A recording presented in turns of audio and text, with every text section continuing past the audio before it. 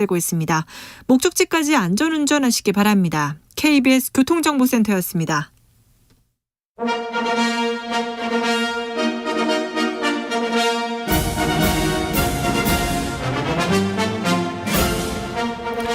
진짜 보수의 진짜 나라 걱정, 이것이 보수다. 자, 오늘은요 경제통 이혜훈 전 의원 모셨습니다. 어서 오세요. 네, 안녕하세요. 네, 어떻게 지내세요? 그냥 잘 쉬고 있습니다. 네, 그럼 무급봉사 잘하면서. 네. 자, 이 얘기로 시작해야 될 것 같아요. 네, 이재명 민주당 대표 영장 기각 나왔습니다. 어떻게 보셨어요? 저는 좀 충격이었어요. 좀 납득이 어려웠고. 국민의힘은 다 충격이었다고 하더라고요. 전혀 예상 밖이다 얘기하더라고요. 네. 아니, 첫째 이제 세 가지 혐의 중에 그 위증교사에 대해서는 법원도 뭐라 그러냐면 이제 혐의가 직접적으로 소명이 됐다 이랬잖아요. 네. 그 두 번째 백현동에 대해서도 피의자 소위 이재명 대표가 관여했다는 고 의심할 만한 상당한 의심이 든다. 네. 이렇게 얘기를 하고 또 세 번째 그 대북 송금에 관련해서도 이화영이라는 사람의 진술에 주변에 부적절한 개입이 있었던 그런 정황이 있다. 이렇게 얘기를 해놓고는 한다는 얘기가 증거인멸의 우려가 없다고 보는 이유가 야당 대표라 어떻게 보면 공개적인 감시의 대상이기 때문에 그렇다. 이런 식으로 얘기를 하니까 그러면 정치적으로 거물이면은 여러 가지 의혹이 있고 구속할 만해도 증거인멸 우려 없다. 이렇게 퉁치고 넘어가는 건가? 이런 생각이 들어요. 그래도 법원의 판단에 대해서는 일단 존중해야 되는 거 아닙니까? 아니, 그러니까 국민의 한 사람으로서 제가 제 소견을 얘기할 수 있지 그렇죠. 않을까요? 비판할 수는 있어요. 조금 이해가 안 된다 그렇죠. 이거죠. 네, 그럴 수는 있으나 보수의 또 아니, 그리고 중심이어서 증거가 그렇게 빈약하다 말씀드려요. 그러는데 네. 그 핵심 증거를 제시하거나 증거를 가지고 있거나 증언을 할 만한 네. 핵심 증인들이 5명이나 의문서 했잖아요. 한 달에 3명 의문서 한 경우도 있고 그렇게 돼버렸으면 모두 사실 이사안하고 관련 있는 건 아닙니다. 네. 저는 관련이 있다고 보지만 우리 네. 진행자님 관련 없다고 보시니까 그러니까 그렇게 보는 저 같은 사람 입장에서는 네. 그럼 증거를 어디 가서 찾냐. 네, 모두 이 사안은 아니었고요. 다른 사안도 있었다는 얘기입니다. 자, 그런데요. 불구속 수사, 불구속 재판, 이거는 법원의 원칙이기도 하거든요. 아마 그 얘기는 많이 하죠. 네, 야당 대표인데 그냥 재판을 받아서 판단을 받으면 되는데 무리하게 기소하고 무리하게 영장을 청구했다, 이런 비판은 나옵니다. 근데 이제 이런 것 같아요. 이 판사님이 보니까 성향 자체가 이제 불구속 수사가 원칙이라는 데 굉장히 강한 확신을 갖고 계신 분이 아닌가 싶어요. 예? 고전에 있었던 박영수 특검에 대해서도 이분은 구속영장을 기각했잖아요. 그냥 네. 착 기각했는데 바로 그러고 얼마 있다가 같은 재판부가 구속영장을 발부했잖아요. 그러니까 이분은 상당히 이제 다른 판사님들에 비해서 그래도 피의자의 방어권 보장 이런 걸 더 중요하게 생각하시는 그런 성향이신가 봐요. 근데 그렇긴 하지만 지금 이제 야당 대표라서 정치적인 영향력이 있는 상황에서 이화영 씨 그 진술이 번복이 계속되는 과정에서 보면 지지자들뿐만 아니라 심지어 가족들까지도 공개적으로 진술 번복을 압박하고 막 이런 일들이 일어나는데 그게 야당 대표이기 때문에 영향이 있을 수 있을 것 같거든요. 그렇습니까? 민주당에서는 한동훈 파면해야 된다 하면서 대여 공세에 고삐를 죄고 있습니다. 좀 동의하기가 어려운 게 저는 한동훈 장관 편은 아니에요. 네. 한동훈 장관 일면식도 없고. 그런데도 어쨌든 법원이 여러 가지 이제 정황상 그리고 이제 의심이 든다. 상당한 의심이 든다라고 법원도 3가지 중에 2가지는 인정하고 하나는 아예 이거는 직접적으로 혐의가 소명이 됐다라고 얘기하는데 근데 한동훈 법무장관이 수사 잘못했다고 야단할 일은 아닌 것 같아요. 법원 가서 따져보는 게 더 맞지 않나 싶은데요. 네. 그런데 이재명 대표 수사도 그렇고 정치인 수사가 지나치게 길고 맞아. 그건 복잡해지고 이거는 저도 네, 신속 정확해야죠. 네네. 또 외과 수술은 또 간결하게 깔끔하게 빨리 끝내야 되는데 계속해서 이게 그러니까 정치적 부담이. 그거는 저도 동의해요. 네. 그래서 가능하면 이렇게 진짜 말씀하신 대로 정밀 유도탄으로 딱 상처 부위만 건드려야지 다 헤집어 놓고 힘들게 하고 이런 거는 좀 이제 지양돼야죠. 네. 자, 전직 대통령들이 움직이기 시작했습니다. 박근혜 전 대통령은 언론 인터뷰를 했더라고요. 저도 너무너무 놀랐어요. 그렇죠. 예, 저도 진짜 깜짝 놀랐어요. 저 사실 인터뷰하신 거 몰랐는데 네. 어제 이제 우리 작가님께서 저한테 이제 예상 질문지 비슷하게 보내주시면서 인터뷰 얘기를 쓰셔가지고 제가 깜짝 놀랐어요. 설마 인터뷰를 했을까? 네. 근데 하셨어요. 보니까 진짜 하셨더라고요. 네네. 깜짝 놀랐어요. 박근혜 전 대통령 아는 분들, 가까웠던 분들은 정말 놀랐습니다. 예.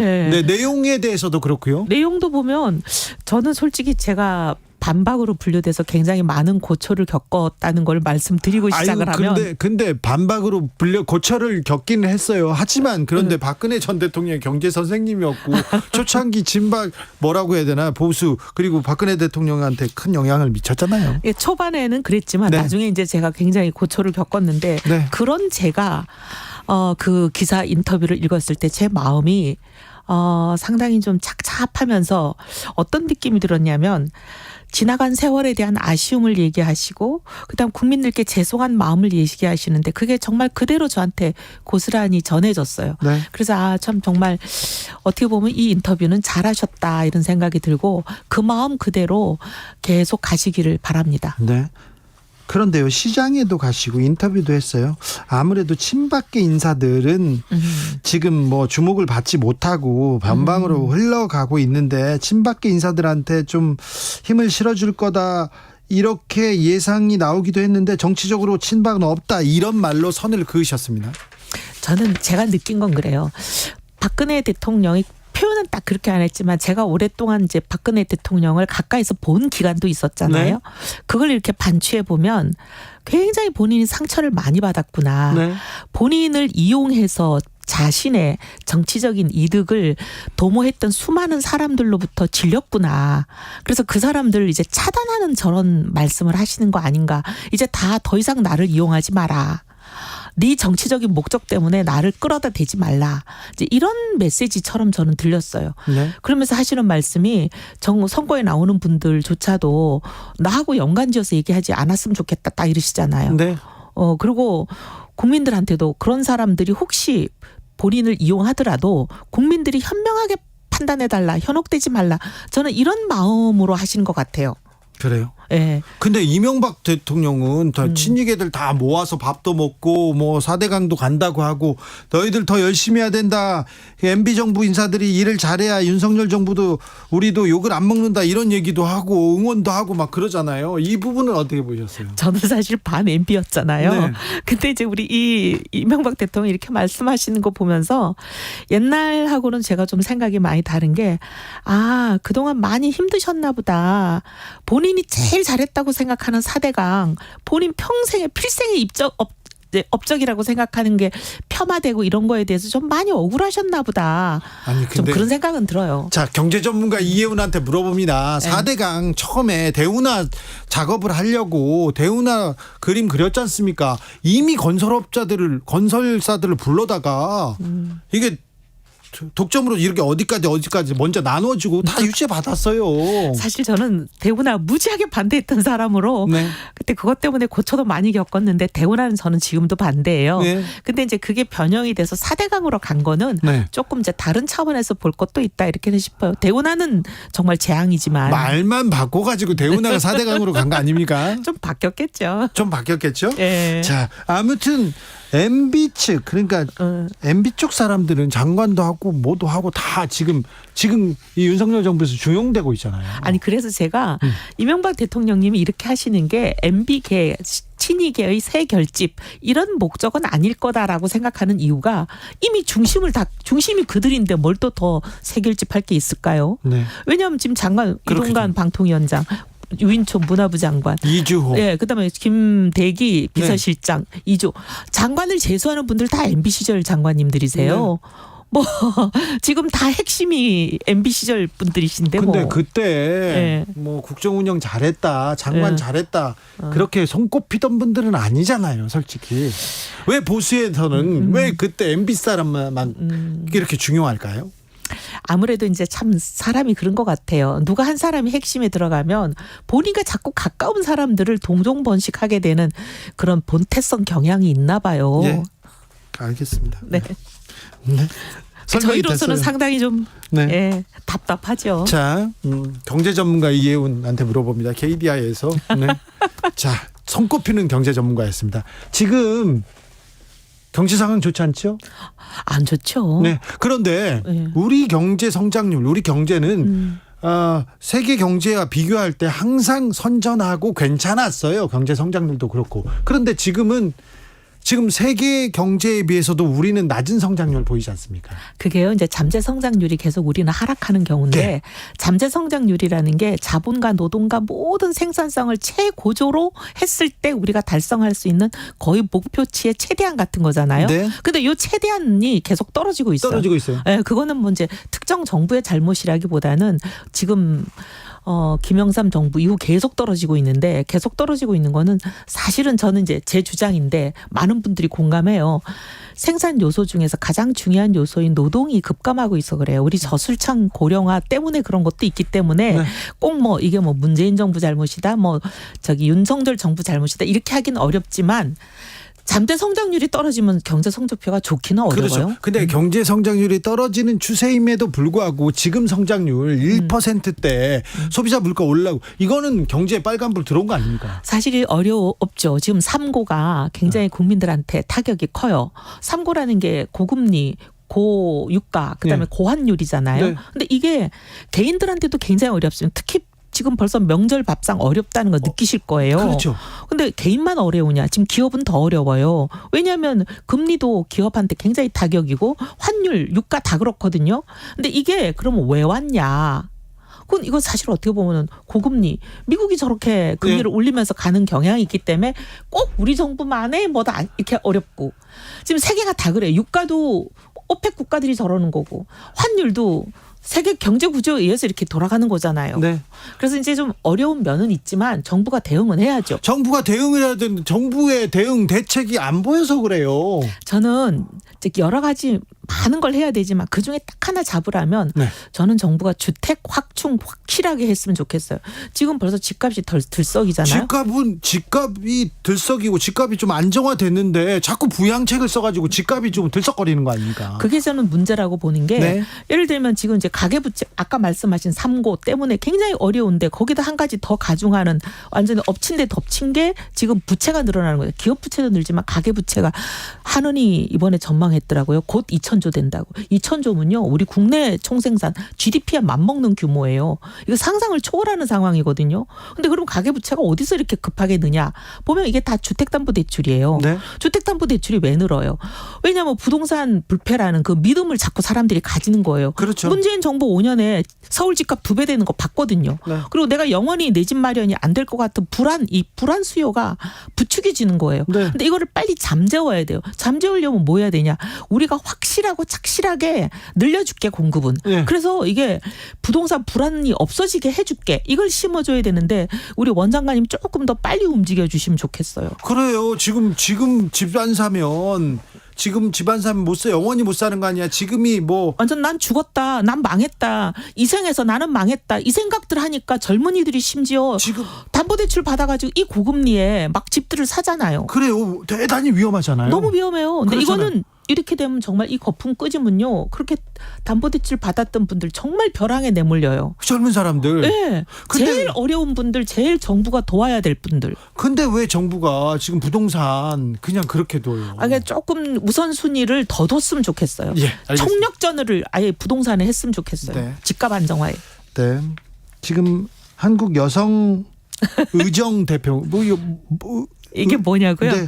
예, 전직 현직 여성 국회의원들 170명이 이제 회원인 단체예요. 네. 자, 여성 정치인 대표입니다. 지금 이혜훈 전 의원, 네. 네. 김행 여가부 장관 후보자 논란 어떻게 보세요? 아유, 저희 여성이 여성 비판 안 할게요. 아이, 그래. 좀, 잘못한 건 잘못했다고 해야죠. 아이, 그래도 여성은 약자인데 감싸야죠. 아, 여기서요? 김행 여가부 장관은 약자는 아닌 것 같아요. 장관이잖아요.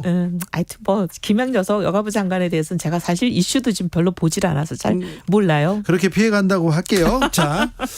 자, 이재명 대표 영장 기각으로 민주당은 이재명 그리고 이재명을 중심으로 총선을 치를 것 같습니다. 네, 그립이 확 세졌어요. 그럴 것 같죠? 네. 국민의힘은요?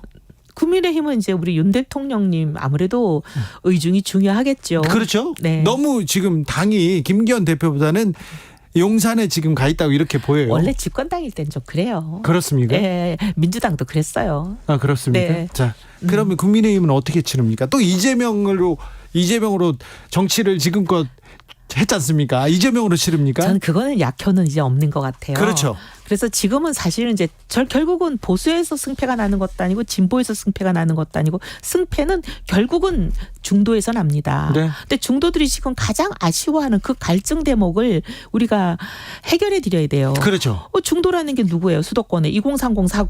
네. 그분들이 지금 집값이 제일 지금 절망이고 네. 그다음에 이제 물가 이런 거잖아요. 네. 이거에 대해서 확실한 대책을 빨리빨리 안정감 있게 내놔야 돼요. 경제 민생으로 어떤 정책으로 어떻게 잡겠다. 여기에서 승부를 내야죠. 예, 그래서 저는 우리 원희룡 장관 역할이 어느 때보다 중요하다. 그래서 사람들이 집값은 윤석열 정부 5년 동안은 안정되겠구나. 이 확신이 생겨야 총선도 이기고 경제도 잡고 국민도 편안해지는 거예요. 그렇죠. 예. 그런데 윤석열 정부의 경제 정책, 부동산 정책 좀 걱정이에요. 근데 오늘 이제 대책이 나왔는데 오늘이요? 오늘이 어젠가 나왔잖아요. 네. 뭐 신도시 3만 어쩌고 하는 거 그리고 총합해서 5만 5천. 네. 근데 이제 조금 더 했으면 좋겠어요. 부족하죠. 네, 조금 더 했으면 좋겠어요. 왜 집값 떨어지는 거에 대해서는 이렇게 벌벌 떨까요? 벌벌 떨지는 않는데요. 그냥 떨어요? 네, 그건 아닌 것 같고 네. 너무 폭락할까 봐 걱정하는데 일본처럼 부동산 거품이 그냥 일시에 확 꺼져가지고 경착륙이 되면 이게 재앙이 되는 거잖아요. 네. 근데 제가 보기에 경착륙 재앙은 너무 걱정 안 해도 될 것 같아요. 그래요. 근데 우리 지금 이제 경제 관료들이나 이런 분들은 과거에 뭐 보고 놀란 가서 뭐 보고 놀란다고 그 일본의 그 완전히 잃어버린 30년을 보면서 겁이 많은 것 같은데 지금 우리 한국 상황은 그거 그렇게 걱정 안 해도 될 것 네. 같아요. 어제 주택 공급 활성화 방안을 정부가 냈습니다. 그런데 이걸로 부족하다. 좀 더 효과적인 확실한 대책을 냈으면 한다는 얘기죠. 예. 네. 조금 더 했으면 좋겠어요. 조금 더 해요. 네. 그리고 또 뭐 부족합니까? 근데 이제 그게 방안이 여러 개가 나왔는데 네. 좀 실효성이 있어 보이는 방안이 좀 더 비중이 많았으면 좋겠어요. 있긴 있는데 네. 없어 보이는 것도 간혹 섞여 있고 예를 들면 PF 대출을 뭐 확대한다 이렇게 하니까 네. 다들 지금 PF가 부실이 많은데 저거 확대하는 게 꼭 해결 방안인가? 그렇죠. 오히려 저게 다른 어려움을 갖고 오는 건 아닌가? 이런 불안들도 또 생기거든요. 네. 그래서 이제 그런 불안들을 쫙 잠재워 줄 수 있는 그런 대책 좀 기대합니다. 이해운 얘기를 윤 대통령이 잘 들었으면 하는 문자가 계속 옵니다. 보수에 인물이 없는 건 아니죠. 인물은 많죠. 근데 왜 그런 인물만 쓸까요? 아무래도 주변에서 찾다 보니까 그런 것 같아요. 주변에서? 제가 옛날에 15대 공천했던 얘기를 어디서 들었는데요. 공천 뒷 얘기를. 네. 주변에 아는 사람 중에 나한테 줄 서 있는 사람 중에 찾는 게 아니고 아예 임명 사전을 놓고 거의 10,000명 단위로 훑었다는 거예요. 네. 그래서 그중에서 이제 진보 우리랑 같이 가기 어려운 분들 빼고 나면 한 30% 남는데요. 네. 그 30% 중에서 정치할 만한 사람 또 고르면 거의 한 5, 6%도 안 남는데요. 그 중에서 이제 좋은 사람 발탁하면 저는 좋지 않을까. 이해운 전 의원이었습니다. 말씀 감사합니다. 감사합니다. 추석 잘 보내세요. 네.